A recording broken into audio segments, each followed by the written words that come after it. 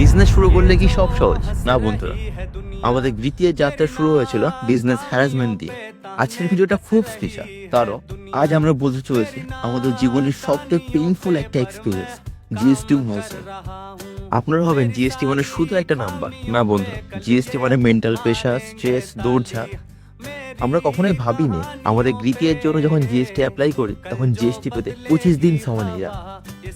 প্রথমে Durgapur tax department থেকে GST officer আমাদের অফিসে আসেন, সমস্ত কিছু দেখেন, প্রশ্ন করেন, ডকুমেন্টস ভেরিফাই করেন।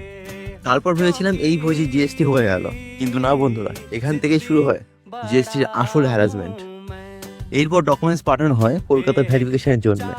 বারবার ফোন আসে, বারবার নতুন নতুন ডকুমেন্টস, বারবার আবার ভেরিফিকেশন। এভাবেই কেটে যায় 1 দিন, 2 দিন, 10 দিন করে 25টা দিন।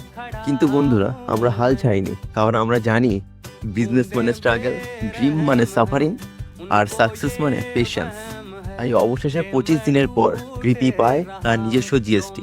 এই ভিডিওটা কি শুধু জিএসটি হ্যারাসমেন্টের গল্প? না বন্ধুরা, এই ভিডিওটা গ্রিপিএর সাকসেসের গল্প, আমাদের সাফল্যের গল্প।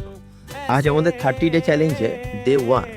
এই সিরিজ দিনে আপনারা দেখছেন আমাদের গ্রিপে real success, real profit and real sales.